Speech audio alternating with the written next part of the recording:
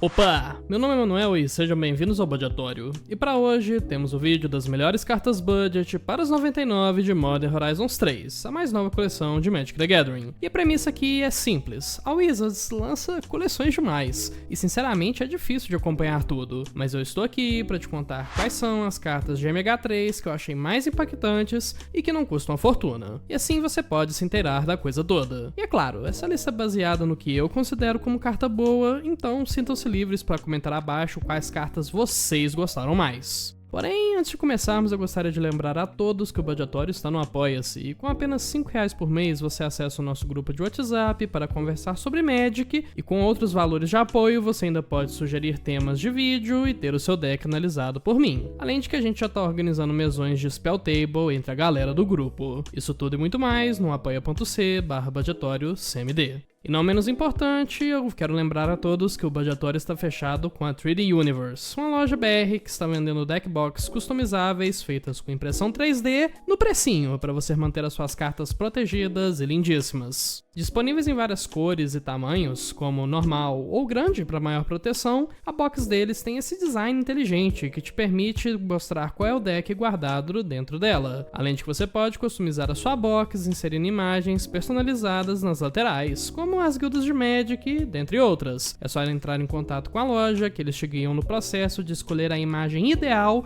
para sua box dos sonhos para levar para a lojinha ou decorar o seu cantinho gamer. E fique esperto, pois agora eles estão com 15% de promoção em todas as boxes, então vale mais do que a pena dar uma conferida. De preferência no app da Shopee pelo celular para aproveitar de um frete melhor. 3D Universe Deck Boxes, tá esperando o que para adquirir a sua? E sem mais delongas, vamos para as melhores cartas budget de MH3 para as 99 que não estão em nenhuma ordem específica. Pirosurfista Imprudente.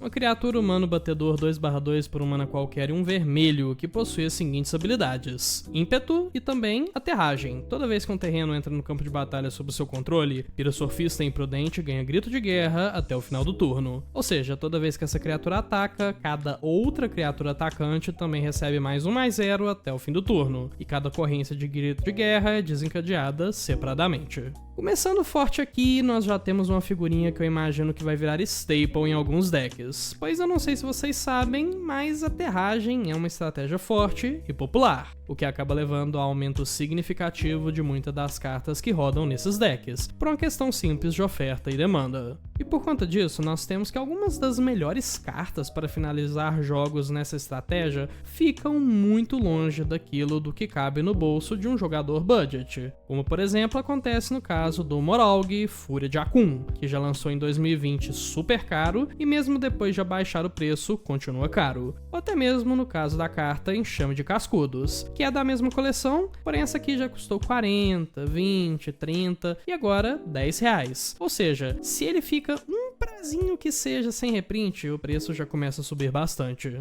E por aí vai. Porém, esse amigo aqui tem algo que beneficia demais a situação dele, do Pirosurfista, que é ser uma incomum num set que vai ser extremamente aberto, extremamente popular, logo nós teremos muito mais cópias dele rodando por aí do que dessas outras cartas que eu citei, ajudando a manter o preço do Pirosurfista bem baixo. Sem falar que ele encaixa muito bem com aquilo que mais é prevalente em decks de aterragem, que é a criação desvairada de fichas de criaturas. Isso aqui no Razazon, por exemplo, ou quem sabe até mesmo no Phylath, é insano, e se você tiver um daqueles turnos onde entram 5 ou mais terrenos sob o seu controle antes do turno de combate, é possível que o jogo acabe ali mesmo. Eu enxergo isso aqui como uma mágica de finalização de jogos que, idealmente, só vai ter que atacar uma vez, pois não haverão oponentes vivos depois desse combate se isso aqui encaixa direitinho.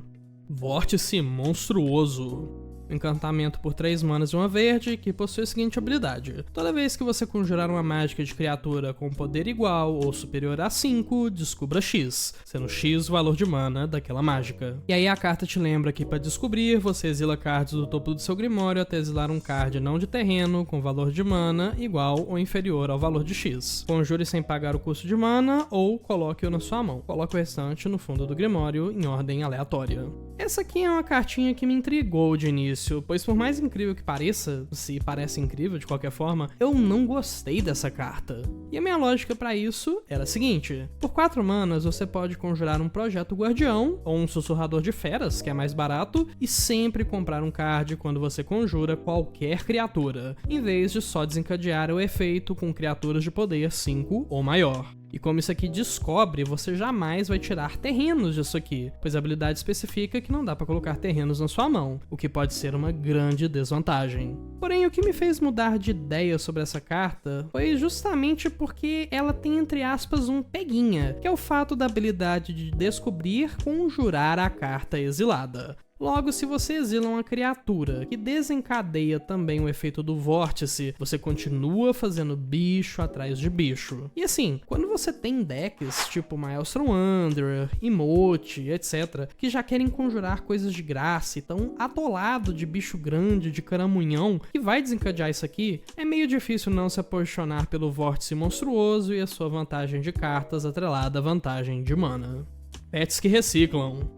E nesse caso, são um ciclo de cards onde todos entram desvirados e adicionam mana incolor. E para citar um exemplo aqui, eu separei a Paisagem Contaminada, que tem também a habilidade de vire, sacrifique Paisagem Contaminada e procure em seu Grimório um card de planície, ilha ou pântano básico, coloque no campo de batalha virado e depois embaralhe. E ela também tem reciclar Esper, ou seja, você paga um mana branco, um azul e um preto, e para reciclar você descarta esse card e compra um card. Antes de tudo, só repara no negócio: o Vórtice Monstruoso é incomum, o Piro Surfista é incomum, e essa carta aqui é comum, assim como todos os outros cards desse ciclo aqui de terrenos. Eu tô mencionando isso pois eu quero que vocês prestem atenção nesse vídeo no quanto que a Wizards cozinhou bem essas cartas com raridades menores aqui em MH3. Tá tudo muito bom, muito bacana e acessível ainda por cima, por conta de serem cartas que vão ser abertas em maiores quantidades. Mas voltando para esses lands, como eu disse, eles são terrenos que têm 3 cores em sua identidade de mana, e nós temos todas as 10 possíveis combinações aqui. E há muito tempo atrás eu fiz um vídeo ensinando a montar uma base de mana de 5 cores budget no budgetório, e sinceramente tá até precisando ser refeito qualquer hora dessas, e naquele vídeo eu botei múltiplos panoramas como opções boas e baratas a serem utilizadas. E sinceramente, eu ainda concordo com o Emanuel do passado, pois todos os meus decks pessoais que cabem o uso de panoramas, usam panoramas, e quase todos os decks do budgetório também recebem eles como inclusões. E de alguma forma a Wizards conseguiu. Ela deu um power creep nesses cards, mas acabou não tornando eles estupidamente fortes ou estupidamente caros. Esses cards podem ser sacrificados de graça, ou tecnicamente por um mana, né? Pois você deixa de gerar mana com aquele terreno naquele turno, pois você tá virando ele pra sacrificar. E você também pode mandar esses terrenos direto para o seu cemitério pagando 3 manas. O que não é relevante para todo deck, mas quando é bom, meu amigo, é bom. Por exemplo, uma Gavi consegue reciclar isso aqui de graça, um Tassigur pode usar isso como combustível pro seu Delve, algo que volta terrenos pra sua mão todo turno te deixa comprar um card com isso aqui a mais todo turno. E eu acho que por mais que seja triste, sabe, que a gente trocou os panoramas que eram cards com nome fáceis de se lembrar e que eram icônicos, esse novo ciclo é meio que o tipo de power creep do bem, sabe, ou pelo menos o mais do bem que a gente consegue ter, pois esses lands não são quebrados e todo mundo vai poder adquirir. Servo Sinistro. Uma criatura zumbi bruxo 3/2 por 4 manas, 3 quaisquer uma preta, que possui as seguintes habilidades: ameaçar e, quando o servo sinistro entrar no campo de batalha, procure em seu grimório um card com valor de mana igual ou inferior à sua devoção ao preto. Revele-o, coloque em sua mão e depois embaralhe. Você perde 3 pontos de vida. E para saber a sua devoção, é só você contar cada símbolo de mana preta nos custos de mana das permanentes que você controla. Oh boy, tem muito tempo que eu tô esperando sair um zumbi bom assim pra poder brincar com o meu deck de Varina, e esse aqui é o carinha pra isso, pois já tem uns 2 anos eu acho que só tem saído zumbis que são ou meia bomba ou são muito situacionais, e esse aqui entra com uma luva em todas essas listas, pois pra quem não sabe ou nunca enfrentou um deck de zumbis, estes não apenas são majoritariamente pretos, como eles também costumam ter 2 manas pretas em seu custo de mana. Logo, com isso aqui é muito simples tutorar pra 4 4 para 5 ou mais até. Porém, não é como se isso aqui jogasse somente em deck de zumbis, não é mesmo? Pois se você tem um deck de aristocratas Orzhov ou ainda mesmo Mono Black, você pode fazer esse cara usar um afinal nem morreu, sacrificá-lo e aí ele volta deixando você tutorar de novo. É muito valor e nesse tipo de lista dificilmente a perda de vida dele, né, os 3 de vida, vai te incomodar muito. O que me leva para a última casa que eu consigo imaginar utilizando essa carta aqui, que são decks de Blink, que vão sim sofrer mais com a perda de vida dessa carta, exceto que não, pois sabe o que mais se importa com devoção ao preto ao entrar no campo de batalha e esse carinha que tutora? Isso mesmo, nosso amigo Grey Merchant of Asphodel, carinhosamente apelidado de Gary. E a partir daí você pode efemerar o Gary num turno para repor vida, ou então os dois com o bruxuleio fantasmagórico. Tudo de bom. Testemunha da evolução. Uma criatura elfo xamã mutante 2/1 por 3 manas, 2 quaisquer uma verde, que possui as seguintes habilidades. Pague mana qualquer um verde, adapte 2. Ou seja, se essa criatura não tiver marcadores +1/+1, coloque 2 marcadores +1/+1 nela. E também, toda vez que um ou mais marcadores +1/+1 forem colocados em Testemunha da Evolução, devolva o card permanente alvo de seu cemitério para sua mão. E rapaz, por onde eu começo? Essa carta, ela é boa. Ela é muito boa. Olha, deixando todo o potencial de combo dela de lado, pois sim, se você junta isso aqui com um sucatinho Mir e algo que reduz custo de artefatos, você comba marcadores infinitos. Ignorando isso, ignorando tudo isso que tem a ver com combo, sempre que essa carta ganha um marcador, você volta uma permanente para sua mão. Logo no deck de aterragem, isso pode voltar os seus lands se você tiver o refúgio dos Feridares. Num Gave, isso volta tudo que você estiver sacrificando. No Mothman, isso aqui faz a festa, sabe? É incrível. E sério, nem tudo mexe com marcadores e ou cemitérios. Eu entendo isso. Logo, essa carta obviamente não é um staple nem nada do tipo. Porém, você se surpreenderia com a quantidade de coisas que acidentalmente envolvem o uso de marcadores. E eu acho que essa figurinha aqui tem muito potencial de ser quebrada no meio. Mas vamos supor que você quer usá-la de maneira justa. E eu acho que até mesmo nisso, né, sei lá, num deck de elfos, onde ela vai poder retornar algo e virar uma 4/3 por conta da habilidade dela de adaptar, isso pode ser o suficiente para ganhar o jogo, pois você volta aquela permanente estouradaça que morreu mais cedo. Cartinha muito bacana, tem bastante potencial. Vislumbre do Impossível.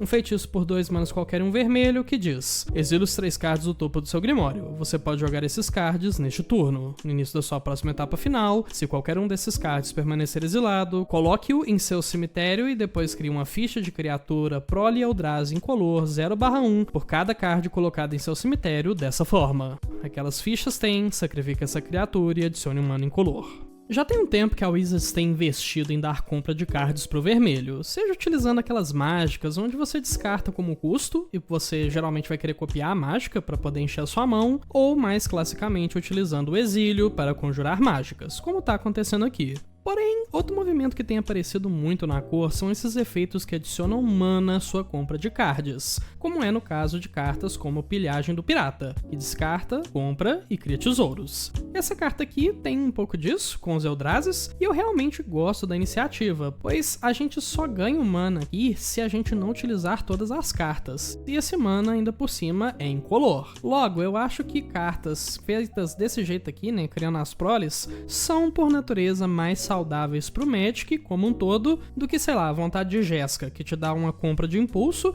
e ainda te dá mana colorido. Porém, eu não tô aqui apenas para falar sobre design bem feito, mas sim porque eu realmente gostei dessa carta. 3 manas para comprar, entre aspas, né? Comprar 3 cards é uma taxa de card comprado por mana excelente. E se você utilizar alguma maneira de tornar essa carta nem que seja um pouquinho melhor, aí ela fica insana. Pensa isso num Vadrik, que vai conjurar essa figurinha por 2, sabe? Genial. Ou talvez você pode utilizar essa carta no Aristocratas com vermelho, tipo um Alexa, que vai drenar vida dos seus oponentes ao sacrificar os Eldrazi. Esse tipo de coisa. Essa aqui já é uma carta sólida, mas os decks que querem ela a tornam genial, sem ser quebrada. E me diz aí, você tá gostando de MH3? Se sim, comenta abaixo qual carta do vídeo que você gostou até mais, ou quem sabe uma carta que não apareceu ou que eu não comentei, pois eu vou adorar saber, é sempre legal engajar com a galera.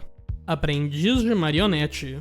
Uma criatura artesão /2 por mana qualquer e um preto, que possui a seguinte habilidade: fabricar 1, quando essa criatura entrar no campo de batalha, coloca um marcador +1/+1 nela, ou cria uma ficha de criatura artefato servos incolor 1/1, e ela também diz que toda vez que outra criatura ou artefato que você controla é colocado em um cemitério vindo do campo de batalha, cada oponente perde um ponto de vida. Mais pra frente no vídeo eu vou falar um pouquinho de cartas mais simples, o que a Aprendiz de Marionete é. Porém, pra ela em específico eu vou ser obrigado a babar ovo pelo menos por um minutinho, pois eu sou Zé Aristocrata a vida inteira. E assim como o Zumbi de antes, eu acho que tinha bem um tempo que a gente não via nenhuma carta desse tipo aqui que fosse boa saindo. Talvez com a melhorzinha dela sendo a Eylas Ylcor, uns 2 anos atrás. E no geral eu acho que a Wizards tem um pouco de dificuldade, sabe, em balancear esse tipo de carta. Pois é óbvio que os jogadores querem que os seus aristocratas sejam o melhor possível pela menor quantidade de mana possível. E a Aprendiz, no geral, custa pouco, pois são apenas 2 manas, faz um bicho, que é bem legal, é relevante, e ela desencadeia tanto de artefatos quanto de criaturas, sendo possivelmente o mais abrangente que um card de aristocratas já foi na história do Magic. E é claro, ela tem, assim, um ponto negativo, né, entre aspas, se é que dá pra chamar disso, que é o fato dela não ganhar vida pra gente. Mas, pessoal, isso é tão bobo, tão secundário, que não faz diferença. E aonde essa carta vai rodar é exatamente nos decks que você esperaria. Aristocratas, artefatos, eggs, tesouros, essa pataqualhada toda. Baleia da Maré Onírica. Uma criatura baleia 7/5 por 2 manas qualquer e uma preta, que possui as seguintes habilidades: desaparecer 2, ou seja, essa criatura entra no campo de batalha com 2 marcadores temporais. No início da sua manutenção, você remove o marcador temporal dela, e quando o último for removido, você a sacrifica. E ela também diz que toda vez que um jogador conjurar a própria segunda mágica em cada turno, prolifere. Oh damn, finalmente uma carta rara nessa lista. Eu disse que tinha muita coisa comum e incomum boa aqui. Essa é uma carta peculiar, e eu não vou mentir, eu nem tava muito de olho nela até eu ouvir um argumento muito convincente de porque ela é boa vindo do canal MTG Goldfish no YouTube. Inclusive, ótimo canal, se você fala inglês eu recomendo dar uma olhada. E bom, o negócio dessa cartinha é que você mesmo pode desencadear ela. Logo, se você tem maneiras de conjurar 2 mágicas por turno, e melhor ainda, se você tem maneiras de fazer isso utilizando seus marcadores, você pode proliferar os marcadores temporais da baleia todo turno, permitindo que ela fique pra sempre na mesa, se tornando um dos motores de proliferação mais baratos em questão de mana do jogo inteiro. Pra exemplificar o que eu tô falando, pensa num Mago da Compreensão, que tem um marcador em si. Sempre que você conjurar 2 mágicas no seu turno, você vai proliferar, comprando um card com um marcador que vai ser colocado no Mago, o que vai te ajudar a conjurar 2 mágicas depois. Logo, num deck de marcadores ou um deck de planinautas, essa baleia tá muito bem servida. Isso tudo eu tô considerando apenas o jogador da baleia, da Maré Onírica, fazendo 2 mágicas durante o próprio turno. O que obviamente não é apenas o que vai acontecer isso aqui, pois a gente tá jogando Commander. Seus oponentes não vão realmente deixar de conjurar mágicas por turno só porque você vai proliferar, logo essa monstrona aqui vai ficar em jogo por muito tempo e seus marcadores +1/+1 vão sair de controle bem rápido. Ciclo dos Lands Desvirados. Menos o verde, pois o pessoal é doido e aquela carta tá mais de R$50, cara. Colocando aqui o segundo ciclo de cards da coleção que eu gostei, a gente tem os terrenos monocoloridos que entram desvirados se a gente controla um terreno relativo àquele tipo. Por exemplo, para o terreno vermelho entrar desvirado, a gente precisa controlar uma montanha. Para o azul é uma ilha e etc. E todos eles geram um mana daquela cor e tem uma habilidade bem forte. E por exemplo, eu vou ler a carta preta desse ciclo, que foi a que eu curti mais. Cofre do Espião Mestre, que é um terreno que entra no campo de batalha virado, a menos que você controle um pântano, ele vira para adicionar um mana preto, e ele também diz que pague um mana preto e vire a criatura alvo que você controla coberta X, sendo X o número de criaturas que morreram neste turno. E para cobertar X, você compra X cards e depois descarta X cards. Coloca o marcador +1/+1 naquela criatura para cada card não de terreno descartado dessa forma. Esse aqui é um efeito muito forte no Aristocratas, pois após um turno inteiro matando e revivendo criaturas, você pode escolher uma delas para ganhar muitos marcadores e ainda dar uma filtrada boa no topo do seu deck. E baseado nas minhas próprias experiências com o arquétipo, eu imagino fácil alguém acobertando 5 ou mais num único turno. turno, dando uma renovada boa na própria mão e crescendo alguma coisa. E quando eu digo que eu consigo imaginar alguém fazendo isso, eu espero de verdade que seja eu fazendo isso. Porém, não para por aí, pois a gente ainda tem 3 outros cards desse ciclo para dar uma olhada. O azul, onde você pode pagar uma na azul para dar improvisar para sua próxima mágica, essencialmente dando acesso a ela a uma versão piorada da habilidade do Urza Caro, pois dessa forma seus artefatos vão gerar mana para essa mágica. A gente tem o terreno branco do ciclo, onde você paga 4 e vira ele para olhar as 5 cards do topo e põe uma histórica na sua mão, ou seja, compra de card branca num land. Eu adoro. Por fim, temos a carta vermelha, onde você pode pagar 1 e exaurir ela para gerar 2 manas vermelhos, que ao serem utilizados para conjurar uma criatura, dão ímpeto para ela até o fim do turno. Logo, você não vai perder mana agora, pois você gera 2, mas você perde 1 mana depois, pois você exauriu o terreno. Mas assim, é uma maninha só, e essa carta aqui nem é para ser ativada o tempo todo. Mas quando você ativa, vai ser 10 de 10 e você vai ganhar uma velocidade de tempo insana em cima dos seus oponentes. E para as cartas que tinha mais a ser dito, meio que foi isso. Porém, não vai embora ainda, pois uma carta pode ser, sim, simples, porém poderosa. E é sobre isso que eu vou falar agora. Cartinhas que são upgrades diretos de outras cartas que já existem, efeitos redundantes, coisas que são somente simples e bem fortes. Esse tipo de coisa, sabe? Que não dá pra ficar debatendo, sabe, meia hora de por que é bom, mas é inegavelmente muito bom e muito forte. Para começar, a gente tem Caverna de Urza, um terreno onde você vira, adiciona uma mana incolor, e você também pode pagar 3, virar, sacrificar a Caverna de Urza e procurar em seu Grimório um card de terreno, colocá-lo no campo de batalha virado e depois embaralhar. E essa aqui, por acaso, é o melhor exemplo disso tudo que eu falei. Com essa carta você perde um terreno, ela, para botar qualquer outro terreno do seu deck na mesa, quase como uma rotação de cultura incolor que custa 3 manas. E rotação de cultura por 3 é bom?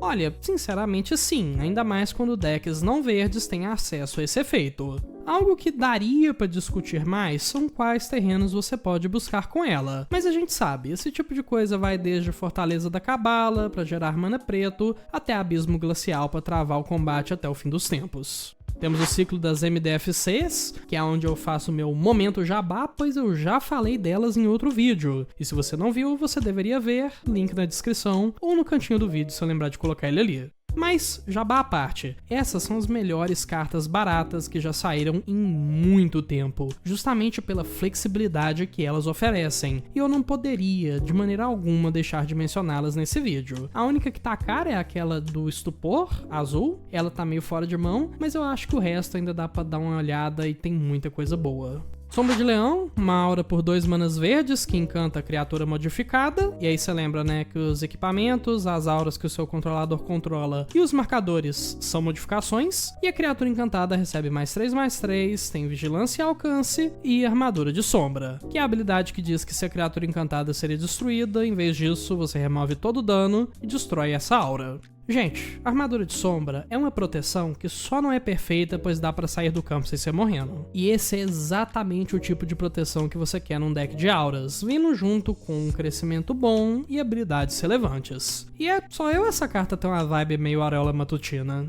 Precursor Saltitante, uma criatura Eldrazi Zangão 3/3 por 2 manas qualquer e um vermelho, que possui as seguintes habilidades: Desprovido, ou seja, esse card não tem cor, Ameaçar, e também, toda vez que você sacrificar uma permanente não ficha, cria uma ficha de criatura prole Eldrazi incolor, 0/1, com sacrifica essa criatura, adicione um mana incolor. Eu sei que pode soar meio simples, mas isso roda pra caramba em aristocratas. E a gente já tem aquele peneirador de crânios, que cria as fichas 1/1, e peão de Lamog, que cria a 0/1. E agora a gente tem outra opção que cria das pequenininhas, só que dessa vez ela desencadeia de qualquer permanente sendo sacrificada, o que é também muito bacana.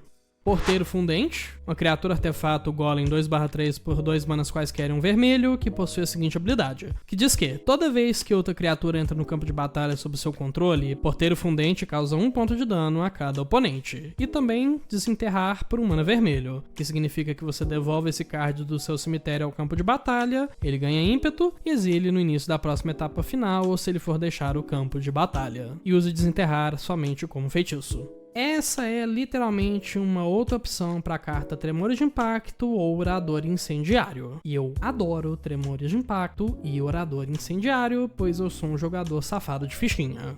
Evangelista Metatástico, uma criatura Phyrexiano humano mago 3/1 por humana qualquer e um branco, que possui a seguinte habilidade, que diz: toda vez que outra criatura não ficha entrar no campo de batalha sob seu controle, prolifere. E esse é interessante, pois ele é bem mais fácil de desencadear do que a baleia de mais cedo, porém só você o desencadeia. No geral, eu vejo isso aqui sendo genial naquele deck de Phyrexianos que tem o leãozinho de comandante, mas de verdade essa cartinha também é só um ótimo motor de proliferação.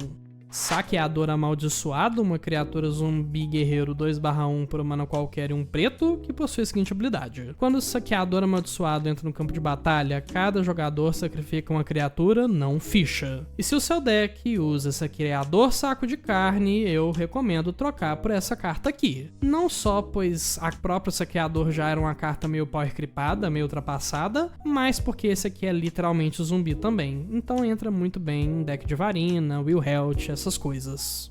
Corrupção Consumidora, uma mágica instantânea por 2 manas pretos, que diz: corrupção consumidora causa X pontos de dano à criatura ou Planeswalker alvo e se você ganha X pontos de vida, sendo X o número de pântanos que você controla. Olha, Gavinhas da Corrupção é literalmente uma carta que existe e tem gente que usa. E com gente eu quero dizer que eu uso. Mas como isso aqui custa só 2 e é estritamente melhor que as Gavinhas, eu espero que mais gente passe a usar. Gênese Planar, uma mágica instantânea por um mana azul e um verde, que possui a seguinte habilidade. Olhe os 4 cards do topo do seu Grimório. Você pode colocar um card de terreno dentre eles no campo de batalha virado. E se não fizer isso, coloque um card dentre eles em sua mão e coloque o restante no fundo do seu Grimório em ordem aleatória. Olha, escuta o que eu vou dizer. Essa carta aqui não é uma espiral de crescimento objetivamente melhor.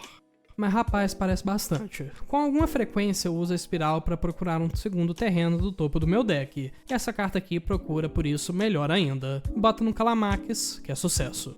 Erupção Cerebral, uma mágica instantânea por 2 manas quaisquer e um azul, que possui a seguinte habilidade. Compre 4 cards e depois coloque 2 cards da sua mão no topo do seu Grimório em qualquer ordem. E essa aqui é a mais fácil de todas de se avaliar desse vídeo. Seu deck gosta de Tempestade Cerebral, a famosa Brainstorm? Se sim, parabéns, tá aqui uma opção que pode ser até melhor que a original dependendo do momento e do seu deck. E se não, só ignora.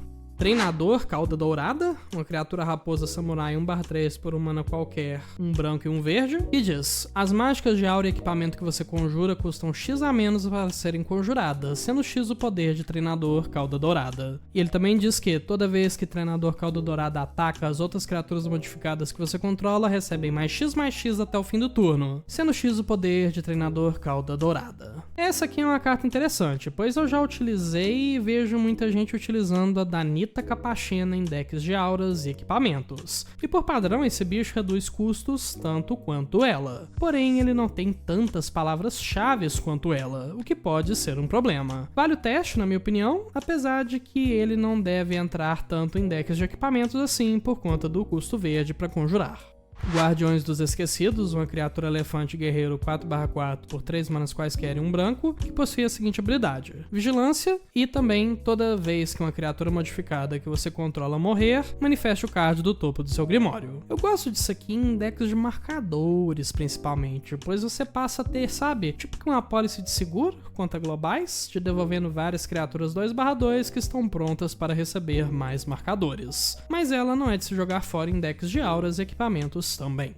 Presente da Vibra, uma mágica instantânea por um mana verde, que diz: coloque um marcador +1/+1, um marcador de alcance e um marcador de toque mortífero na criatura alvo. Desvire aquela criatura. Se você tem um Skullbriar, brabais, essa é a carta da edição pra você. Agora, se você tem um comandante que vira e desvira pra ativar habilidades, aí eu recomendo realmente ficar de olho nisso aqui, pois além de poder desvirá-lo, o que é objetivamente útil, você pode gerar um bloco surpresa do nada, o que é bacana também.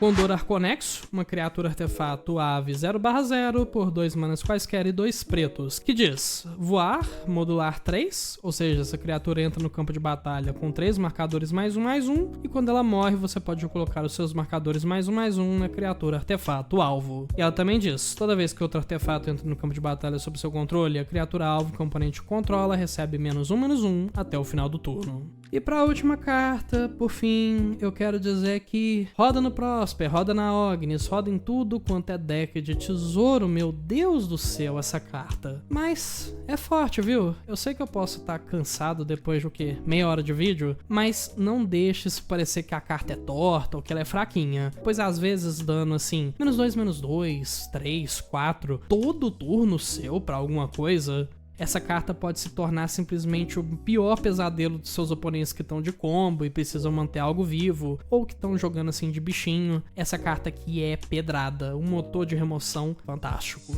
E bom, por hoje é isso. Dúvidas, sugestões de vídeo ou qualquer outra coisa, deixe um comentário abaixo. Eventualmente eu leio tudo e respondo caso seja necessário. Obrigado pela sua atenção, até lá eu sou o Emanuel, e esse é o Badiatório. Até mais!